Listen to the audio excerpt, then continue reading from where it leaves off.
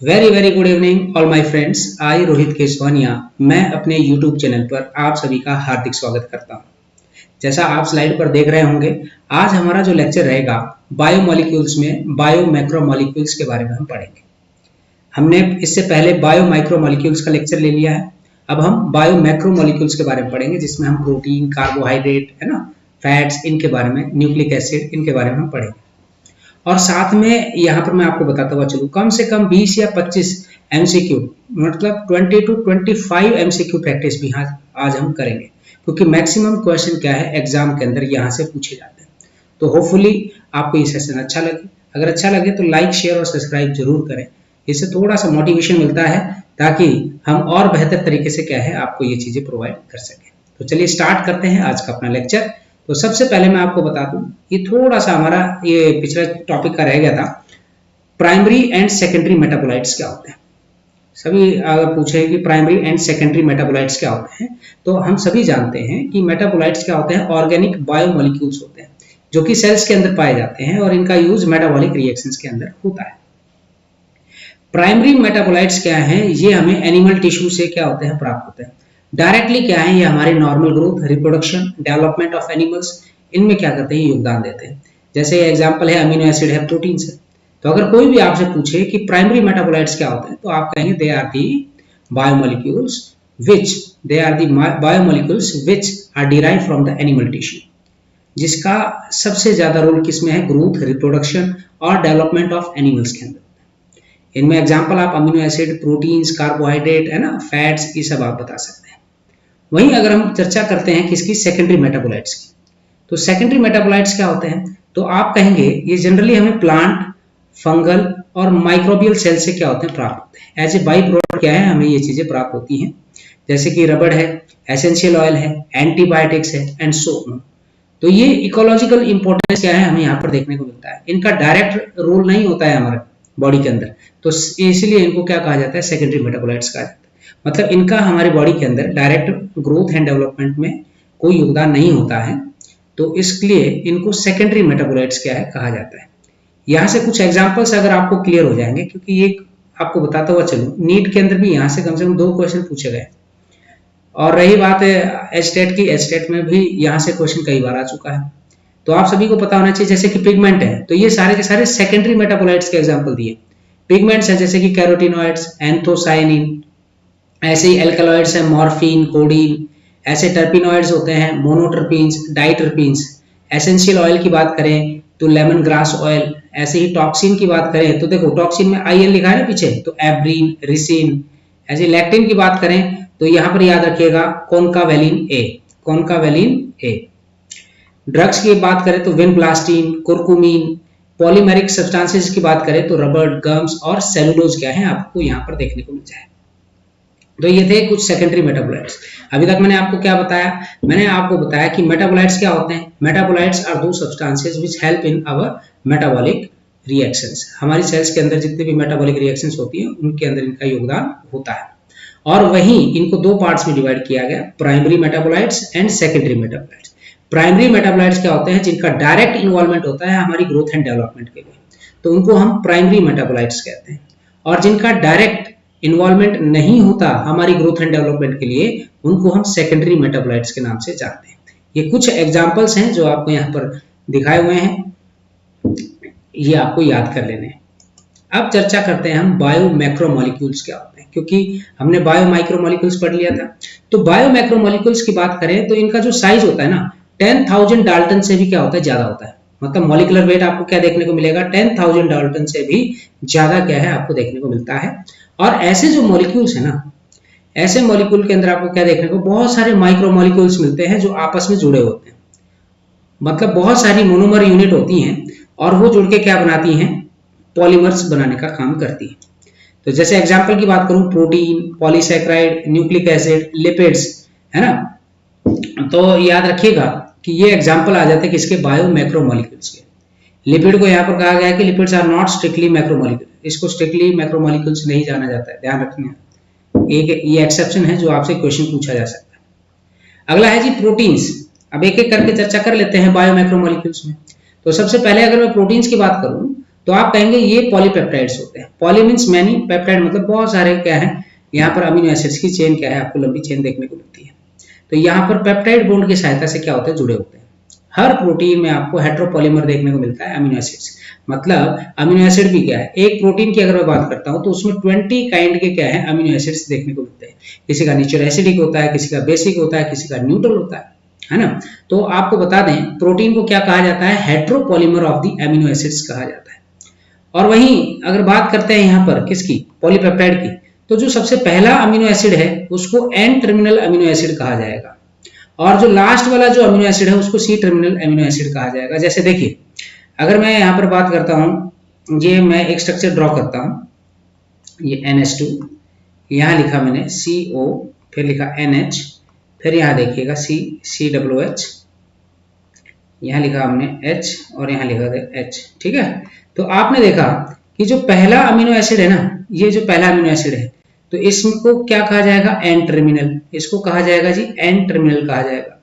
और वही जो लास्ट वाला है इसको क्या कहा जाएगा, सी टर्मिनल कहा जाएगा। क्या कहा जाएगा, इसको सी टर्मिनल कहा जाएगा, जो कि आपको ये पता होना चाहिए। ये कुछ प्रोटीन्स हैं और उनके फंक्शंस हैं जो आपको याद कर लेने हैं। तो सबसे पहला जो है कोलेजन, आपको यहाँ पर दिखाई दे रहा होगा, इसको हम इंटरसेल्युलर ग्राउंड सब्सटेंस कहते हैं। कोलेजन प्रोटीन सबसे ज्यादा पाया जाता है, एनिमल प्रोटीन है। ट्रिप्सिन की बात करें तो एंजाइम है, इंसुलिन को हार्मोन कहते हैं। और वहीं एंटीबॉडी की बात करें तो ये फाइट इन्फेक्शियस एजेंट्स कहलाते हैं। रिसेप्टर्स की बात करें तो सेंसरी रिसेप्शन का काम करती है, मतलब स्मेल, टेस्ट, हार्मोन्स, इनको क्या करती है, रिसीव करने का काम करती है। वहीं GLUT4 की अगर मैं बात करता हूं तो ये क्या करते हैं, enables glucose transport into the cells. मतलब ये क्या करते हैं, GLUT4 ग्लूकोज को सेल्स के अंदर पहुंचाने का काम करते हैं, मतलब एब्जॉर्प्शन कराने का काम करते हैं GLUT4। ये चीज क्लियर हो जानी चाहिए, क्योंकि दो क्वेश्चन आपके बायोमोलिक्यूल्स के, मैं पहले बताता हूँ, अभी हाल फिलहाल में नीट का एग्जाम हुआ है, तो इसलिए नीट में आपको बता दूं कि दो क्वेश्चन तो यहीं से ही आए हैं। तो चार मतलब 8 नंबर का तो क्वेश्चन यहीं से ही बन गया। तो ये जितने भी मैं आपको जो टॉपिक्स आपको बता रहा हूँ इनको अच्छे से तैयार कर लीजिएगा, क्योंकि यहाँ से एग्जाम के अंदर क्वेश्चन 100% है कि बनेगा ही बनेगा। 3 या 4 क्वेश्चन लिख के ले लीजिए, यहीं से आपके क्वेश्चन आपको मिल जाएंगे। अगली बात आपको याद रखना है कि एनिमल वर्ल्ड के अंदर बात करता हूं मैं, मतलब पूरे वर्ल्ड में, या फिर मैं कहूं कि पूरे वर्ल्ड में जितने भी एनिमल्स हैं उन सब के अंदर सबसे ज्यादा कौन सा प्रोटीन पाया जाता है, तो आप कहेंगे जी सबसे ज्यादा पाया जाता है जी कोलेजन प्रोटीन। क्या नाम है जी उसका, कोलेजन प्रोटीन पाया जाता है।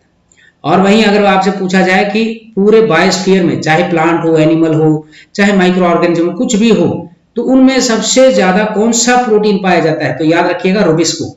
और रुबिस्को की फुल फॉर्म भी आपको पता होनी चाहिए कि एग्जाम में क्वेश्चन पूछ लेते हैं भाई, राइबुलोज बिसफॉस्फेट कार्बोक्सिलेज ऑक्सीजिनेज, ये रुबिस्को की क्या है बेटा, फुल फॉर्म है, जो आपको याद करनी है।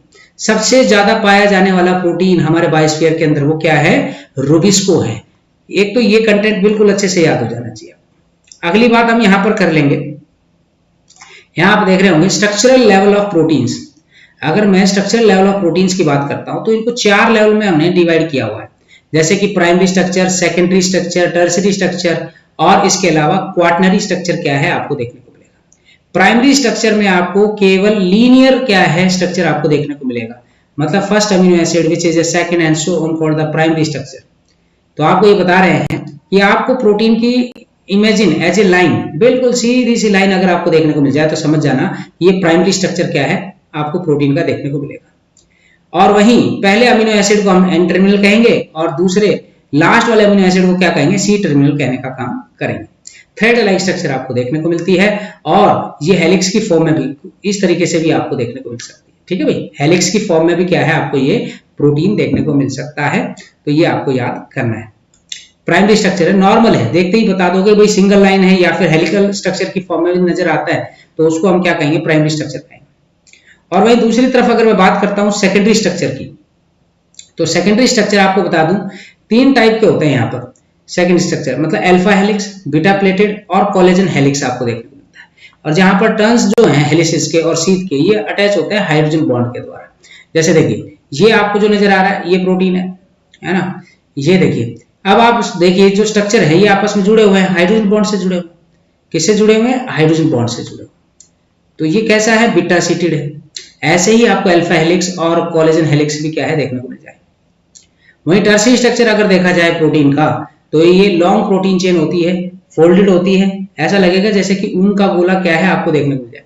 ऊन के गोले में बीच में क्या होता है, एक छोटा सा स्पेस आपको देखने को मिल जाता है, वहां पर क्या है आप देखेंगे कि उसको हम क्या नाम देंगे, हम कहेंगे कि जी एंजाइम का क्या है, एक एरिया है जहां पर सबस्ट्रेट आके क्या होता है, अटैच होता है।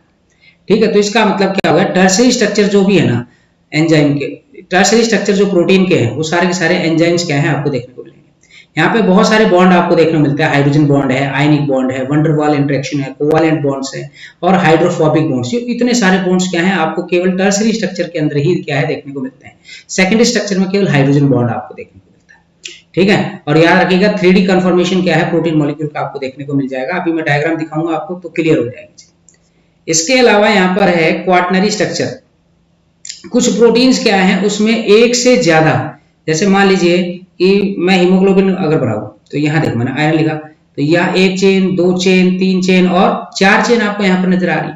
तो 4 पॉलीपेप्टाइड चेन क्या है आपको यहाँ पर देखने को मिलेंगे। कितनी पॉलीपेप्टाइड चेन है, 1 2 3 और 4 पॉलीपेप्टाइड चेन क्या है आपको यहाँ पर देखने को मिलेंगी, जो कि सारी की सारी फोल्डेड फॉर्म में आपको नजर आ रही है।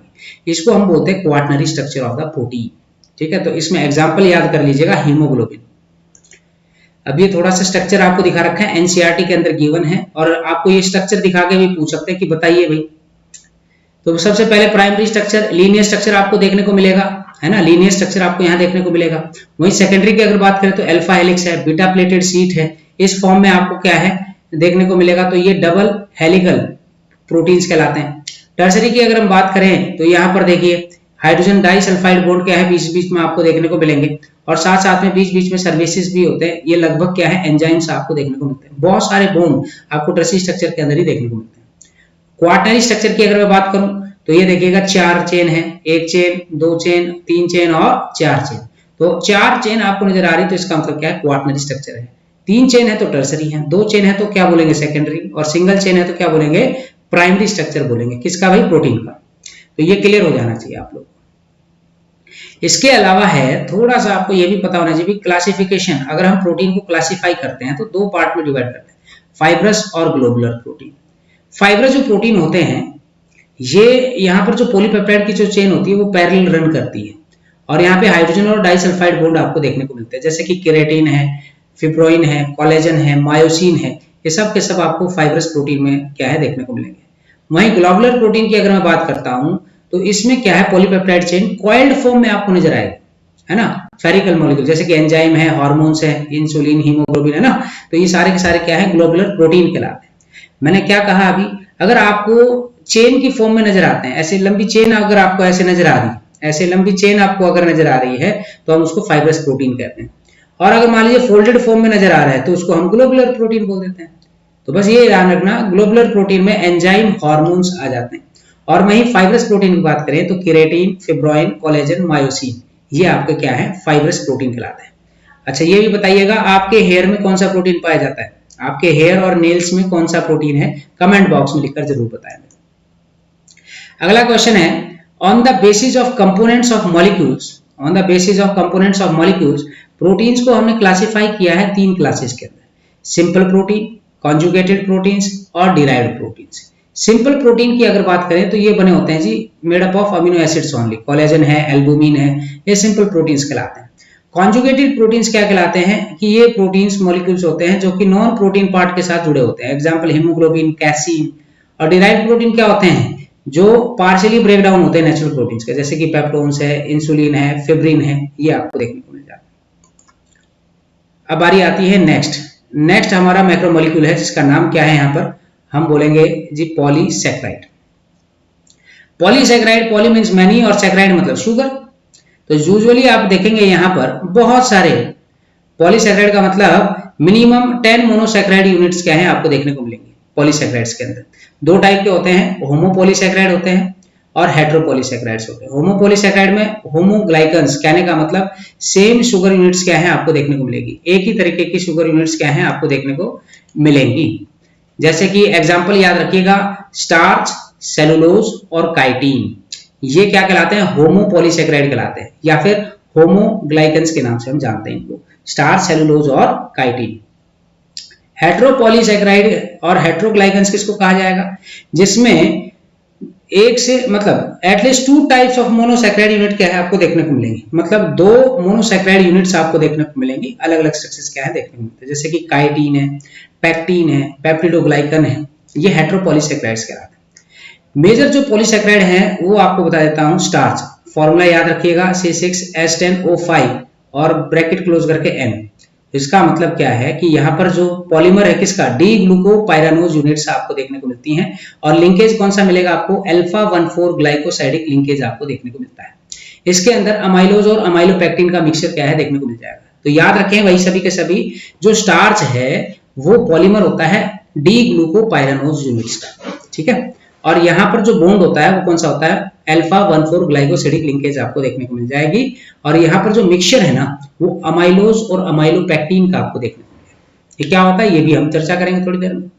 ग्लाइकोजन की बात करें तो इसमें 5,000 से लेकर 15,000 ग्लूकोज की यूनिट्स क्या होती हैं, जुड़ती हैं, जब जाके क्या बनता है, ग्लाइकोजन बनता है। मतलब लगभग 5,000 से लेकर 15,000 ग्लूकोज की यूनिट्स जुड़ेंगी ना, तब जाके क्या होती है, ग्लाइकोजन की फॉर्मेशन आपको देखने को मिलती है। ऐसे ही सेलुलोज की अगर मैं बात करूं तो यहाँ लीनियर जो पॉलीमर है, it is a linear polymer of beta D glucose units connected through the beta 1,4 glycosidic linkage. तो सेलुलोज में आपको बीटा 1,4 ग्लाइकोसिडिक लिंकेज क्या है देखने को मिलेगा। स्टार्च में कौन सा मिला था, अल्फा 1,4 ग्लाइकोसिडिक लिंकेज था। काइटिन की अगर मैं बात करूं तो काइटिन क्या है, सेकंड मोस्ट अबंडेंट पॉलीसैकेराइड है। मतलब ये भी याद रखना भाई, सेकंड मोस्ट है, second most abundant polysaccharide chitin को कहा गया है। लीनियर अनब्रांच स्ट्रक्चरल हेट्रोपॉलीसैकेराइड क्या है आपको देखने को मिलेगा। इसमें आपको beta 1,4 linked chains of N acetyl glucosamine, मतलब एन एसिटाइल ग्लूकोज अमाइन जो चेन है उसमें आपको क्या देखने को मिल जाएगा, बीटा 1,4 लिंकेज क्या है आपको देखने को मिल जाएगी। ये स्ट्रक्चर आपको ध्यान से देख लेना है। ये डायग्रामेटिक आपको क्वेश्चन दिखा रखा है ग्लाइकोजन का। तो यहाँ पर दोनों चीजें दिखा रखी हैं, लीनियर भी दिखा रखा है और इसके अलावा ब्रांचिंग फॉर्मेशन भी क्या है आपको दिखा रखी है। तो ये स्ट्रक्चर आपसे दिखा के पूछ सकते हैं कि बताइए किसका स्ट्रक्चर है, तो आपको याद रखना है ग्लाइकोजन का है। अब बारी आती है न्यूक्लिक एसिड की। थर्ड आपका बायोमैक्रोमोलिक्यूल्स आता है न्यूक्लिक एसिड। तो मैं आपको बता दूं ये है जी polymeric compound of the nucleotides. ये स्टेट में भी क्वेश्चन आया था, नीट में भी पूछा जा चुका है, और इवन जितने भी आपके जो एग्जाम हो केवीएस एनवीएस के है ना, ईएमआरएस में भी पूछा गया क्वेश्चन, तो ध्यान दीजिएगा इसका। तो न्यूक्लिक एसिड जिसके अंदर डीऑक्सीराइबोस शुगर हो उसको डीएनए कहेंगे, और जिसके अंदर राइबोस शुगर हो तो हम कहेंगे जी राइबोन्यूक्लिक एसिड कहलाएगा। तो डीऑक्सीराइबोस न्यूक्लिक एसिड के अंदर right handed double helix model क्या है आपको देखने को मिलता है, जहां दो चेन क्या होती है, पैरेलल पॉलीन्यूक्लियोटाइड चेन की देखने को मिलेगी, जो कि वाटसन एंड क्रिक ने कुछ देखो ऐसे होती है। ये आपको इस तरीके से चेन क्या है देखने को मिलती है, दो पैरेलल पॉलीन्यूक्लियोटाइड चेन क्या है आपको देखने को मिलेगी, जो कि वाटसन एंड क्रिक ने क्या किया था अपने मॉडल के अंदर ये बताने का काम किया था। और मॉडल में क्या क्या बताया वो ध्यान रखिए।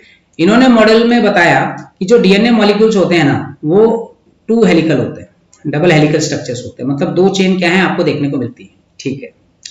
और ये क्या होते हैं, इनके बीच में क्या होता है, बेसिस होते हैं, और ये बेसिस आपस में जुड़े होते हैं ऐसे। यहाँ पे अगर मैं बेसिस बनाऊं तो ये बेसिस आपस में क्या होते हैं, इस तरीके से जुड़े होते हैं हाइड्रोजन बॉन्ड के द्वारा। और एक डीएनए एक थ्रेड से लेकर दूसरे थ्रेड की जो डिस्टेंस है वो लगभग आपको 20 डिग्री एंगस्ट्रॉम क्या है देखने को मिलती है।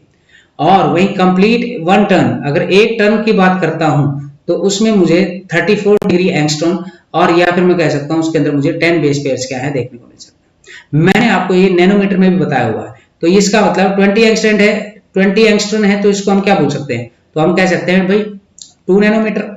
और वहीं बात करते हैं 34 डिग्री एंगस्ट्रॉम की, तो इसको हम बोल सकते हैं जी 3.4 नैनोमीटर, ठीक है। तो ये नैनोमीटर में भी क्या है आपको पता होना चाहिए।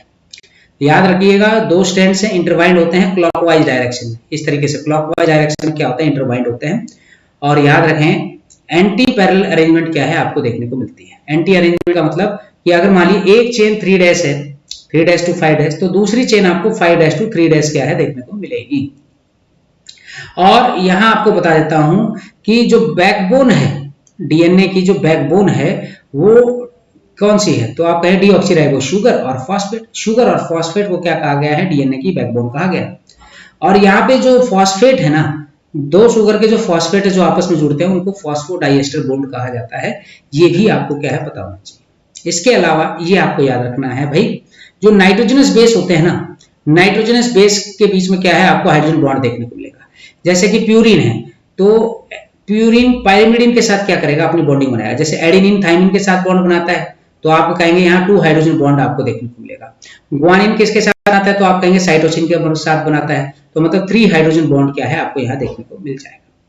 ठीक है, और जहां पर ग्वानिन और साइटोसिन की अमाउंट ज्यादा होती है, तो उसकी स्टेबिलिटी भी क्या होती है, ज्यादा होती है, मतलब वो लंबे समय तक क्या कर पाएगा, सर्वाइव कर पाएगा।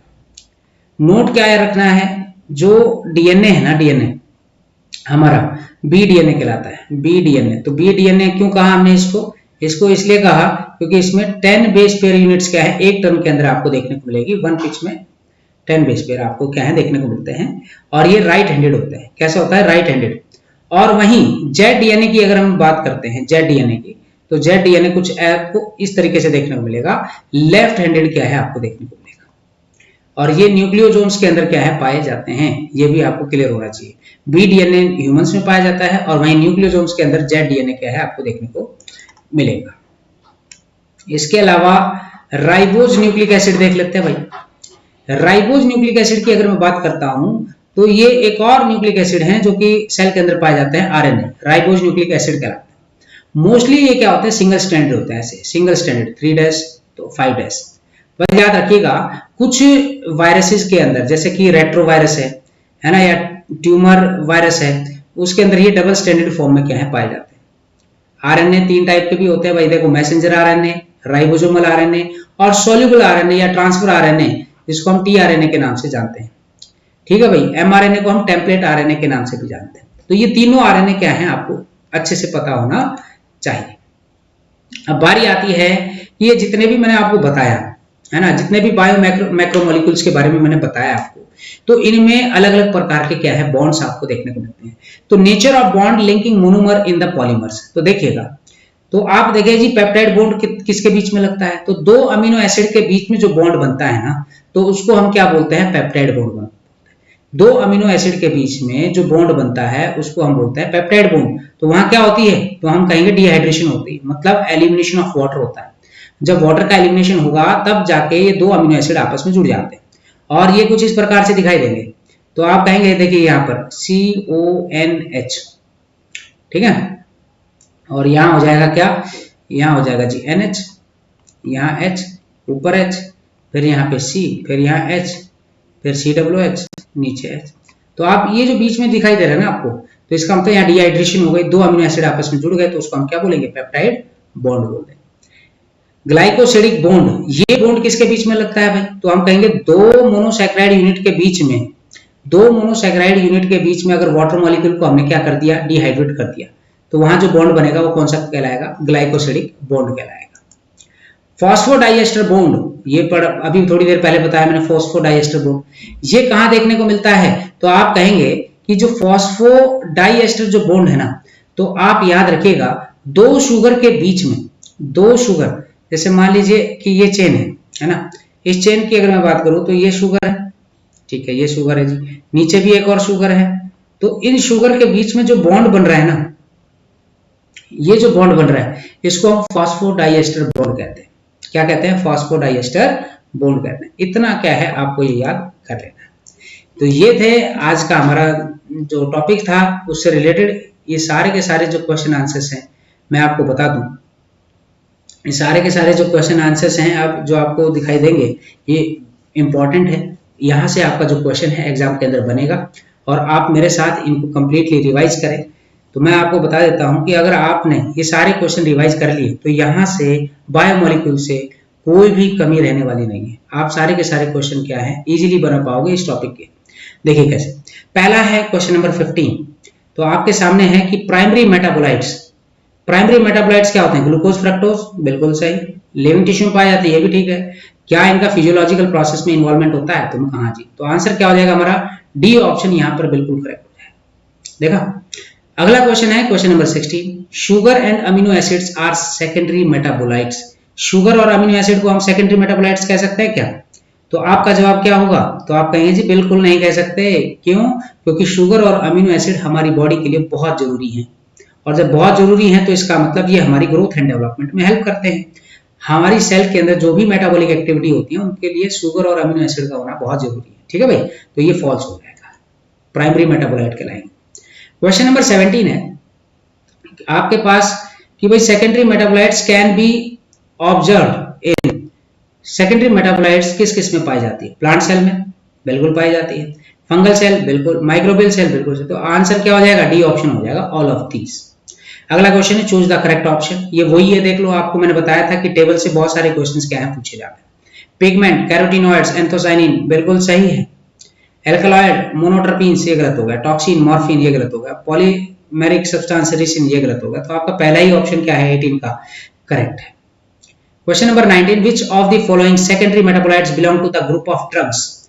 भाई आपको बताना है कि इनमें से कितने ड्रग्स, मतलब जो सेकेंडरी मेटाबोलाइट्स यहाँ पर दे रखे हैं बहुत सारे, आपको बताना है ड्रग्स के अंदर कौन कौन आता है। Morphine, curcumin, codeine, vinblastine, abrin. 19 आपको ये बता देता हूँ, देखो एक तो कुर्कुमिन आएगा, ठीक है, और इसके अलावा आएगा विनप्लास्टीन, ये ड्रग्स के अंदर आते हैं। तो सेकंड एंड फोर्थ देख लीजिए, आपका आंसर हो जाएगा second and fourth. Next question है भाई आपकी स्क्रीन के ऊपर, what is the common feature in all the compounds found in the acid soluble pool? ये कल का मैंने बताया हुआ क्वेश्चन है, और इसका जो आंसर आ जाएगा मैं आपको बता देता हूं। एसिड सॉल्युबल पूल के अंदर जिनका जो वेट है, मोलिकुलर वेट 18 से 800 डाल्टन के बीच में होता है ना, तो वो एसिड सॉल्युबल पूल में होगा। और 800 डाल्टन से अगर ज्यादा है तो वो आपको रिटेंटेट, मतलब एसिड इनसॉल्युबल पूल में क्या है आपको देखने को मिल जाएगा।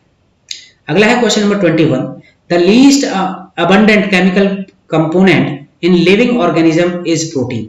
ये कह रहा है कि लीस्ट अबंडेंट केमिकल कंपोनेंट है ना लिविंग ऑर्गेनिज्म का, वो क्या कहलाता है? प्रोटीन कहलाता है। क्या ऐसा है क्या? नहीं भाई, सबसे ज्यादा पाया जाता है ना प्रोटीन। तो अगली बात देखेंगे, अब यहाँ पर ये भी आपका वही टेबल से रिलेटेड क्वेश्चन है, तो आपको पता होना चाहिए कि आयंस जो है, आयंस कितने पाए जाते हैं जी? 1% ही पाए जाते हैं। अब देख लो जी 1 कहाँ है, तो आपने कहा जी बी में है और डी में है, ठीक है जी। कार्बोहाइड्रेट कितना परसेंट पाया जाता है भाई? कार्बोहाइड्रेट कितना परसेंट पाया जाता है? तो अच्छा सॉरी, आयंस का 6 है ना, तो 6 देखो कौन से ऑप्शन में, सी ऑप्शन में, तो सी हो गया ना आपका करेक्ट। तो देखो वाटर क्या है? 70 to 90%, ठीक है जी, इससे भी आपका आंसर बन रहा था। प्रोटीन कितना होता है? तो प्रोटीन आप कहेंगे 10 to 15% पाया जाता है, ठीक है जी। कार्बोहाइड्रेट 3%, लिपिड्स 2%, है ना। लिपिड डी का क्या आ जाएगा हमारे पास? 2%, और न्यूक्लिक एसिड कितना होता है? 5 to 7% होता है। तो सी ऑप्शन आपका यहाँ पर करेक्ट है।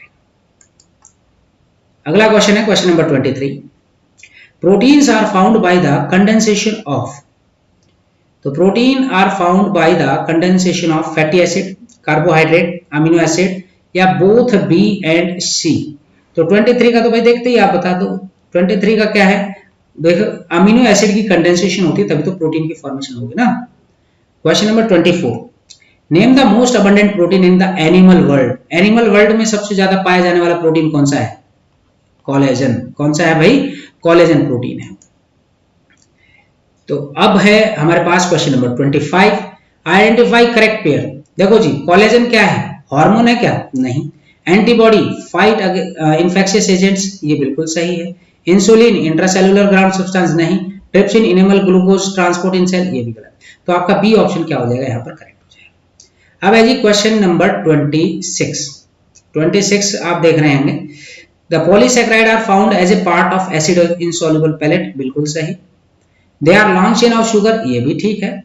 They are thread containing different monosaccharide as a building block, ये भी ठीक है। तो इसका मतलब सारे के सारे स्टेटमेंट आपके क्या है यहाँ पर? करेक्ट है। सारे स्टेटमेंट क्या है आपके यहाँ आपको करेक्ट देखने को मिलेंगे। 26 का ए ऑप्शन क्या हो जाएगा? करेक्ट हो जाएगा। अब है जी आपके पास नेक्स्ट क्वेश्चन। नेक्स्ट क्वेश्चन आपके सामने है कि identify A and be in the following diagrammatic representation. तो आप देखते ही बता पा रहे होंगे यहाँ पर कि ये ए है और ये क्या है? बी है। एक तो ये ग्लाइकोजन का स्ट्रक्चर बना के दिया हुआ है, ठीक है, और यहां अगर लॉन्ग चेन में अगर बॉन्ड आपको नजर आती है तो ये आ जाएगी अल्फा, क्या बोलोगे आपको इसको? अल्फा 1,4 ग्लाइकोसिडिक बॉन्ड, और बी क्या हो जाएगा? Alpha 1,6 glycosidic bond. तो ये आपका आंसर रहेगा 27 का, और ये याद कर लीजिएगा भाई आप सब। क्वेश्चन नंबर 28 देखेंगे भाई। हम क्वेश्चन नंबर 28 है, आपको बताना है कि इनमें से कौन सी स्टेटमेंट गलत है। क्वेश्चन नंबर 28 में गलत ऑप्शन आपको बताना है। देख लेते हैं, एक बार पढ़ लेते हैं सारा। Left end of A polysaccharide is called a non reducing and while right and is called reducing and, ठीक है। स्टार्च एंड ग्लाइकोजन को हम ब्रांच मॉलिक्यूल कहते हैं, ये भी ठीक है। Starch and glycogen are reserve food material in plant and animals, ये भी ठीक है, क्योंकि स्टार्च तो प्लांट में पाया जाता है ना, ग्लाइकोजन एनिमल्स में, ठीक है। Starch can hold iodine molecule, ठीक है जी। और but cellulose being non helical can not, ये भी ठीक है। तो इसका मतलब सारे के सारे ठीक है, तो गलत तो कोई भी सा भी नहीं है। तो आप कहेंगे यहाँ पर डी ऑप्शन आपका करेक्ट हो जाएगा। तो सारे ऑप्शन तो ठीक है आपके। अब है जी क्वेश्चन नंबर 29। क्वेश्चन नंबर 29 आपके स्क्रीन के ऊपर है। मैच द फॉलोइंग कॉलम्स, और करेक्ट कॉम्बिनेशन क्या है आपको यहाँ पर बताना, ठीक है जी। नाइट्रोजनस बेस, नाइट्रोजिनस बेस कौन सा है भाई, तो आप कहेंगे जी यूरेसिल है। तो भैया पहले तो ये हो गया कि ए का तो हो जाएगा 4, 29 में ए का क्या हो जाएगा यहाँ पर 4। न्यूक्लियोसाइड क्या है, साइटिडीन। न्यूक्लियोटाइड क्या है, तो आप कहेंगे जी न्यूक्लियोटाइड की अगर बात की जाए तो ये कहलाएगा थाइमिडाइलिक एसिड। और न्यूक्लिक एसिड कौन है, तो आप कहेंगे आरएनए। तो इसका मतलब आपका 29 का जो आंसर हो गया वो क्या हो गया, सी ऑप्शन करेक्ट हो गया। क्या हो जाएगा, सी ऑप्शन आपका करेक्ट हो गया। नेक्स्ट क्वेश्चन है आपके पास क्वेश्चन नंबर 30। क्वेश्चन नंबर 30 आपकी स्क्रीन के ऊपर है, तो आप देख पा रहे होंगे सभी। Name the heterocyclic compounds which are known as a nitrogenous base. आपको बताना है कि हेट्रोसाइक्लिक कंपाउंड कौन से हैं जिनको हम नाइट्रोजनस बेसिस कहते हैं। मोस्ट एप्रोप्रिएट ऑप्शन आपको यहाँ पर बताना है। हेट्रोसाइक्लिक कंपाउंड याद रखिएगा, हेट्रोसाइक्लिक पूछा है तो ए ऑप्शन है, बी ऑप्शन है, सी है या फिर डी है। तो 30 का जो आंसर हो जाएगा वो क्या हो जाएगा, एडेनिन, गुआनिन, यूरेसिल, साइटोसिन और थाइमिन, ये आपका आंसर हो जाएगा। मतलब इसमें सारे के सारे क्या है ऑप्शन आपके करेक्ट है। अब आता है question number 31। Which one of the following reactions result in the conversion of amino acid to the protein? Amino acid से प्रोटीन का बनना क्या कहलाएगा, तो आप कहेंगे कंडेंसेशन कहलाएगा। तो 31 का ऑप्शन क्या हो जाएगा आपका यहाँ पर, ए करेक्ट हो जाएगा। Question number 32।